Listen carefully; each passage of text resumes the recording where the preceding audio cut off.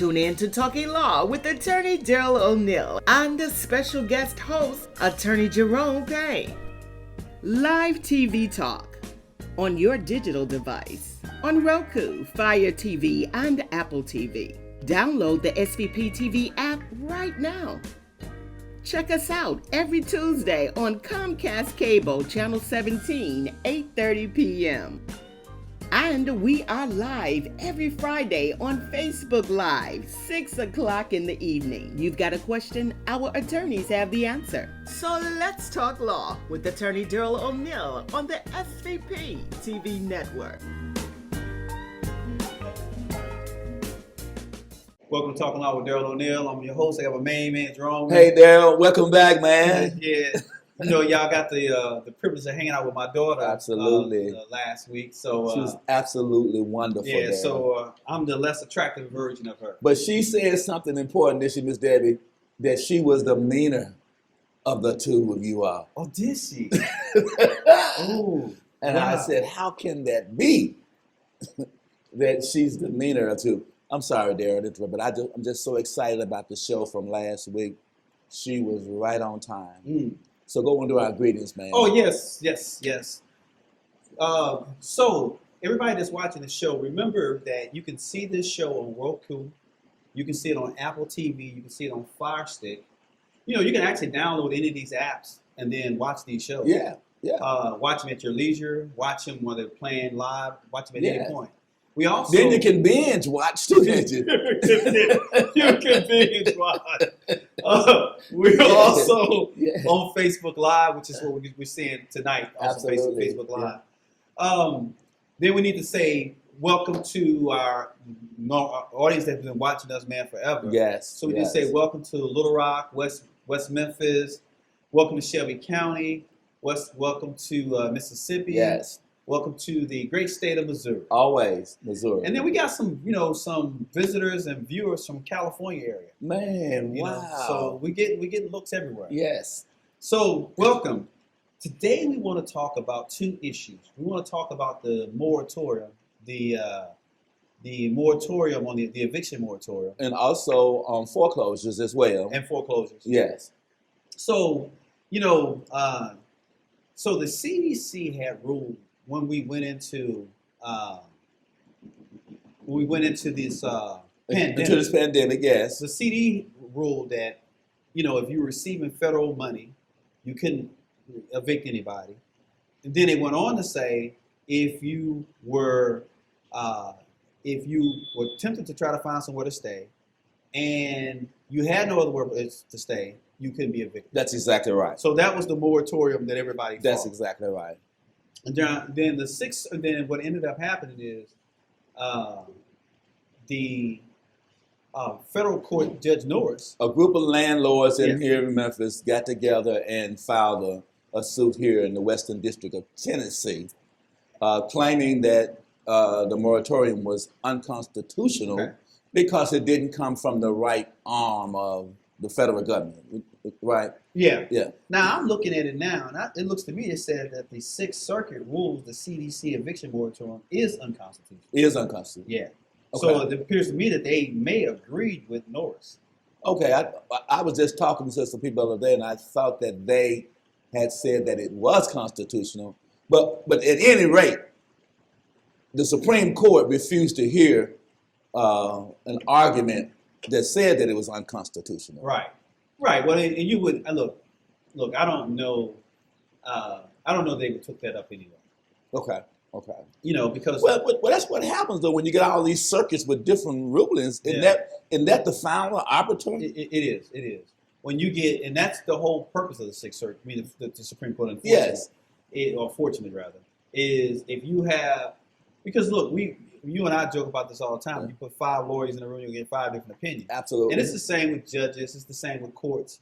So what ends up happening is if you have all these inconsistent rulings and all these different courts, then what ends up happening is the U.S. Supreme Court chimes in and fixes it. That's exactly right. I shouldn't say fixes it. Or muddles the water even more.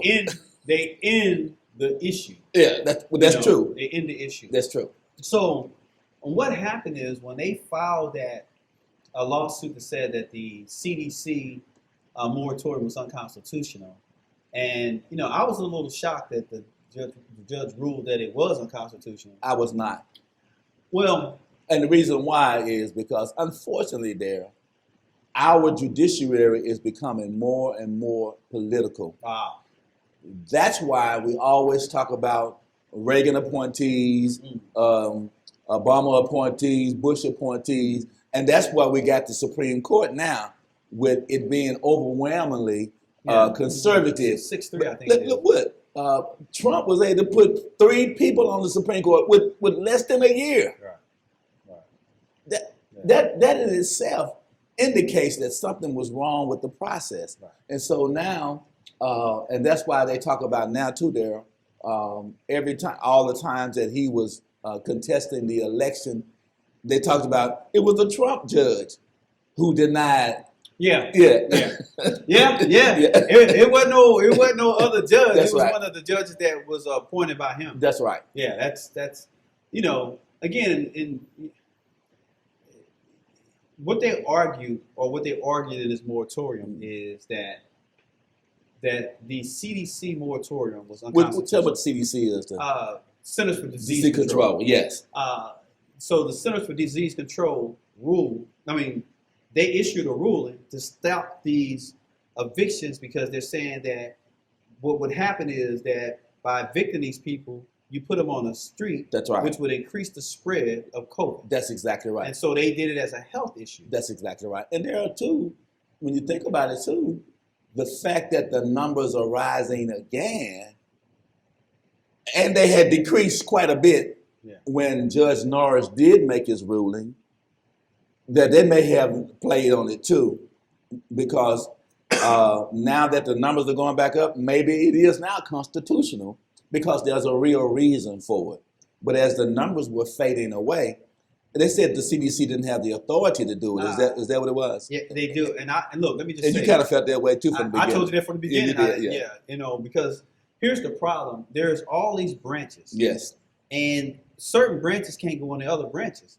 The judicial branch is not supposed to be able to tell the executive branch to do X, and the legislative branch is not supposed to be. Now, they're supposed to do some kind of hand-in-hand. And that's interesting there because it's 3 co-equal branches of government. Right. So you're right. Yeah. And so the CDC actually falls under the executive branch, I think, if I'm not mistaken. Okay. And so the executive branch telling all the other branches that we're going to put this moratorium out there, and we're going to bind all the other jurisdictions, the judicial process. We're going to bind the court system. We're going to bind the legislators. We're going to bind everybody. How do they have that authority? But there is so screwy. So you got Tennessee, you got what 2 or 3 different jurisdictions that says unconstitutional. Then you got another 6 or 7 jurisdictions saying it is constitutional. It's a mess. Yeah. It's all messy. And so that's why Alexandria Ocasio-Cortez has asked President Biden to have them reissue a new moratorium because of the spread, because of the numbers are rising so much there. Well, and we can't afford to have all these people out in the street like that. Well, look, that's where the politics started to separate itself. Okay, think about it. The executive branch is the presidential branch. That's right. And the executive branch is the one who issued this moratorium.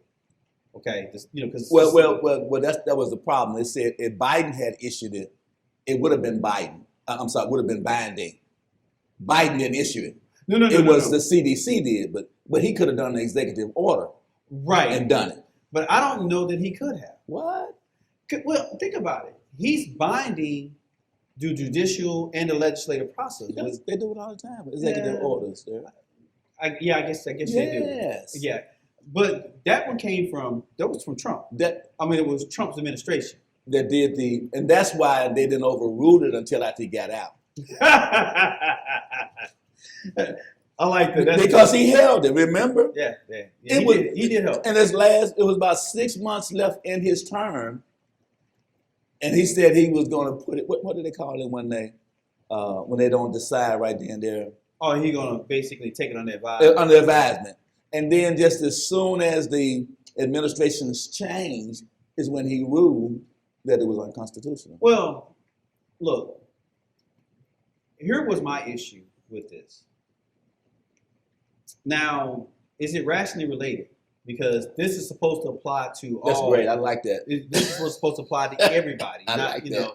And so it really would have passed the constitutional muster. There, you're absolutely right, Yeah. because there are three different tests whether a law is constitutional or not.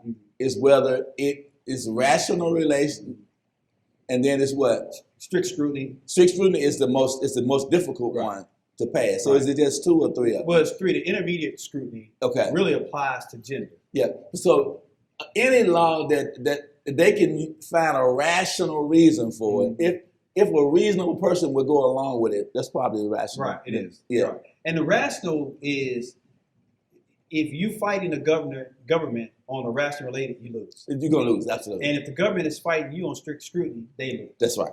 So that's how those things are. And I think it's also intermediate.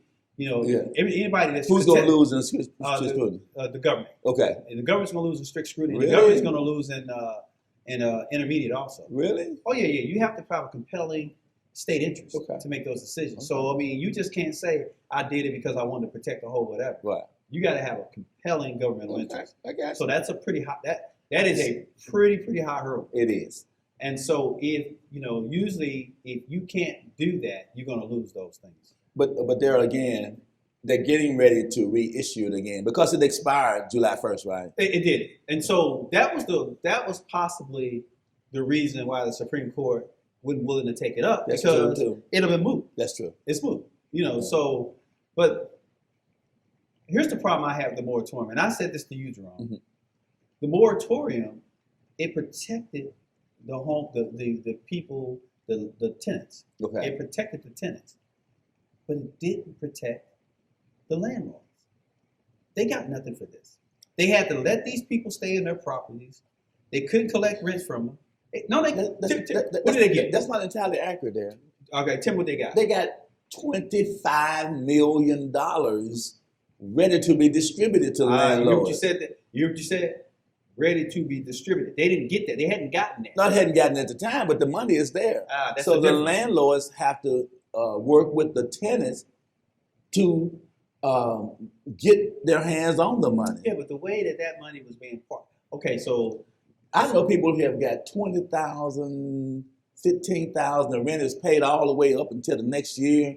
So it just depends on how much you want to work with the tenants. well, And that's what it required. It required the landlord and tenant to sit down right, it did. and work together. It did. It did. But I mean, that's as far as it went. Okay. And then the landlord had to wait to see if the money was going to unfold itself. Yeah. I mean, because there was times that it didn't come through. Really? Oh yeah. Have you seen one of the consent orders? You probably did because you do landlords. Didn't you? Yeah. I don't. It's in the form of a consent order. Yeah, I should have brought one so Yeah. you could see it. but so they had another one where it says if you had a federal loan, right, or you had a loan that was protected by federal loans, Like right? Fannie Mae. Yeah, any of those things. You had Yeah. something that was protected by federal. They couldn't evict the tenant, and the mortgage company couldn't make the note come due. So everybody got something. Right. The CDC moratorium wasn't the same. It said that the landlords couldn't evict the tenants, but if the tenant in fact filed for money and the landlord worked it out, they could potentially get money. It's a potential. Okay. Or with the other rule that they had in place, it was automatic.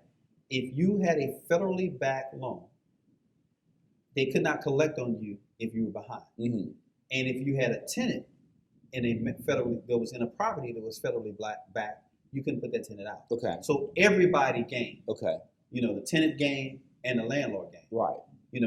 Now I don't remember if it prevented you from collecting those arrears. No, the arrears were a part of it. In fact, that's what the money was for Yeah. the arrears. Yeah. And some people were paid in advance too. It just depends on the circumstances. But of course, you are a landlord mostly. You do most landlord tenant. I do mostly tenant work. And so I've seen it work when the landlord was willing to work with the tenant. Yeah. Now, one of the things that may not have been entirely square, equitable, is that sometimes the landlord had to take a little beating on it. Yeah. Because some of the late charges and some of the interest and all that stuff was completely taken away from him. Right. So it may not have been duly fair all the way across the board. But we always talk about it there in the law. Who's best able to accept who's best able to handle the situation? the loss, if there is a loss. If there's a loss. Yeah. And again, we take that issue, sometimes we take it too far. Probably so. We say if you can afford it, you should take a beating. Well, not a beating. Well, okay, beating. Okay, take a beating. Beating, tomato. You're going to take something. You're going to take a hit. You're not going to get what you're entitled to get. Okay, I got you. Again, if you got one property, that's not a big deal. That's true. But if you own an apartment building, that's true. And you got 150 tenants in this apartment building, and it's federally backed, you can't get no money from any of those people. But think about it too, Darryl. Would you want 150 units vacant? I do not. At the same time, okay. I do not. So that's helping you really. The worst thing in the world is for a landlord to have a vacant unit. Yeah, but it might as well be vacant because I'm not getting any money for it. Do I want it vacant? No. Right. But if I still have to pay for the maintenance. I still have to pay for the upkeep. That's true. And I'm getting nothing. So that's the difference. Well, one thing we know for sure with this government that we have, landlord ain't gonna take no beating. No way, because all of the incentives that they have, all of the tax breaks that they have, all of they don't even get taxed at the same rate. That's true. Yeah. So all this stuff is built in to protect them against a loss, and then you can take the loss too on your taxes too. You can. So yeah. Let's not be naive about this. Right. There are some, I wouldn't say advantages, there are some perks to those losses. Yes. Again, we don't want to take them because I would rather have the money. Of course. Because real money is better than tax money. $1 today is better than $5 in the bush. Huh? Better than 100 in the bush.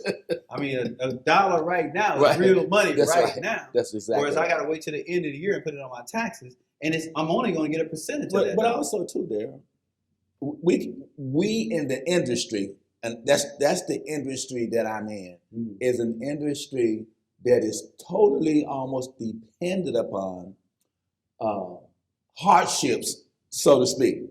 Hardship. You follow what I'm saying? Yeah. Someone has to suffer some type of hardship in order to even come in contact with me.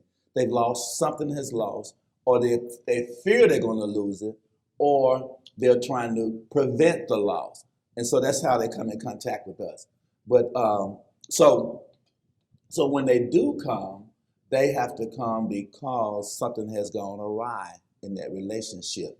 Okay, so that's why the government has to step in and say, "Hey, we cannot afford to have all of these people who are homeless." And then too, think about it too, because remember at some point during the pandemic, they weren't even cutting utilities off. You think about that. Think about a child or some children sitting in a home with no utilities for an extended period of time. Think about what that does to a child's psyche. Right. No, look, you see what I'm saying? So it's so many reasons why the government had to take a step to kind of dull that effect on the public, in my opinion. The CDC moratorium put the tenant in a better position than filing bankruptcy. Well, you tell you the reason why I say that. Yeah, because I'm struggling with that now. Here's the reason why. Okay. If I file a Chapter 13 bankruptcy, right? Right. It puts the automatic stay in place. Right. But it requires me to make payments on that process. That's true. Going forward. For going forward. That's true. CDC moratorium does not. That is exactly right. So I mean, I'm in a better position than the but best law of the land. But in reality, you're going to get bankruptcy dollars. Those are not the same dollars. Mm-hmm. It may be a 10-cent dollar. Right. Do you follow what I'm saying? Yeah. Oh yeah. So we call them bankruptcy dollars. But it's a 10-cent dollar for the dollar from behind. That's right. 10-cent dollar on the dollar. No. The one going forward is a dollar for dollar. Right. So if I can stop but you right lose, now. Yeah. But you lose that in the background. Right. And so, but the other problem too is that you don't want all of these people to have these evictions on their record because that prevents their movement. They're not able to be mobile because the next landlord is cautious about renting to someone who already has an eviction on their record.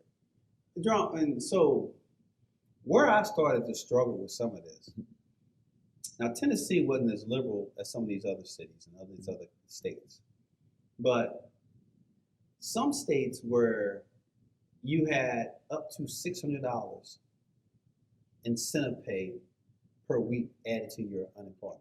So if you received unemployment or you were laid off, what? I like that, $600 extra a month. Right. So for your unemployment. Right. That was good, so, wasn't it? Well, yeah. In Tennessee, the top number you can get in unemployment in Tennessee is $275 a week. That's the top number. But they got that $600 too. Well, they got up to $300.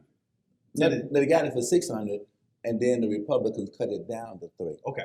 Yeah. It was $600 right. eventually. Okay. And then the Republicans cut it down to $300. So, and then the Republicans what? Took it away altogether. Well, my thing was took it away altogether. If you got $300, or if you got $600, right? If you got $300, that was $575 in Tennessee. That's right. If you got $600, that was $875. Yes. Okay, that is better than any job that you could get. Absolutely. Right. And the problem with that is, what if you're getting that kind of money? Why do you need the moratorium? Because you still had your other obligations. You have more money than you had before you even went. That is so true. You're getting $600 that you're not supposed to get. That is true. What do I say you're not supposed to get? It's an additional amount of money that you would have never got. But it had a purpose too now. Remember? Everything has a purpose. And the purpose was to prevent them from having to come back to work early and expose themselves to the virus. Man, we're going to have to deal this again, because I tell you what, I ain't letting you off the hook on that one. Ain't no way I'm letting you off the hook. That was the idea, was to keep them from coming back and exposing themselves. Hey, we're going to pick up again with this topic, just a little bit more on this topic, and then we'll move to the next topic. Sounds good, Daryl. Thank you for watching the show. We'll see you back next week. Tune in to Talking Law with attorney Daryl O'Neill and the special guest host, attorney Jerome Payne. Live TV talk on your digital device, on Roku, Fire TV, and Apple TV. Download the SVP TV app right now. Check us out every Tuesday on Comcast Cable, Channel 17, 8:30 p.m. And we are live every Friday on Facebook Live, 6 o'clock in the evening. You've got a question, our attorneys have the answer. So let's talk law with attorney Daryl O'Neill on the SVP TV network.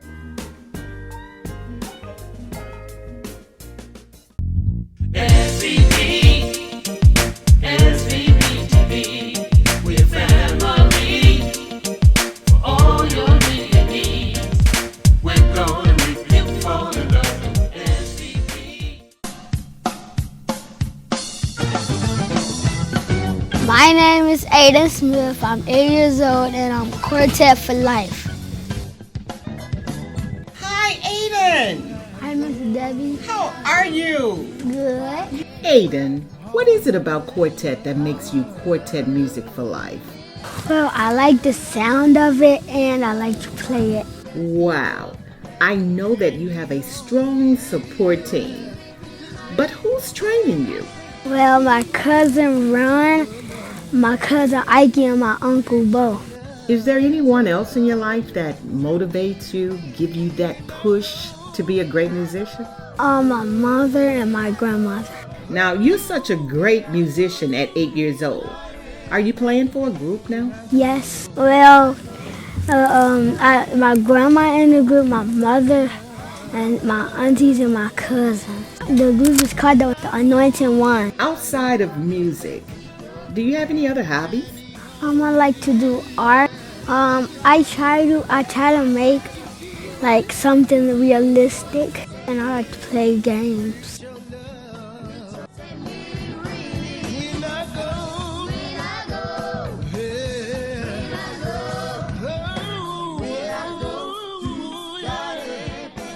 So, can you play a little bit of something for us?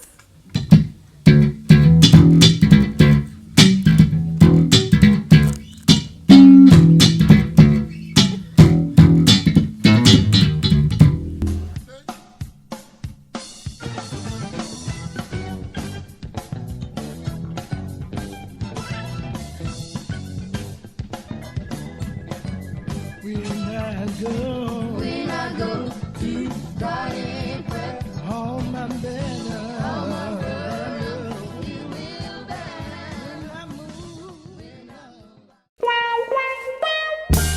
Tune in to Talking Law with Attorney Daryl O'Neill and the special guest host, Attorney Jerome Payne. Live TV talk on your digital device, on Roku, Fire TV, and Apple TV. Download the SVP TV app right now. Check us out every Tuesday on Comcast Cable, Channel 17, 8:30 p.m. And we are live every Friday on Facebook Live, 6 o'clock in the evening. You've got a question, our attorneys have the answer. So let's talk law with Attorney Daryl O'Neill on the SVP TV network.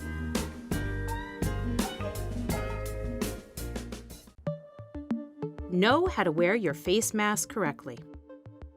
First, wash your hands with soap and water for at least 20 seconds or use hand sanitizer that contains at least 60% alcohol. Put your face mask over your nose and mouth and secure it under your chin.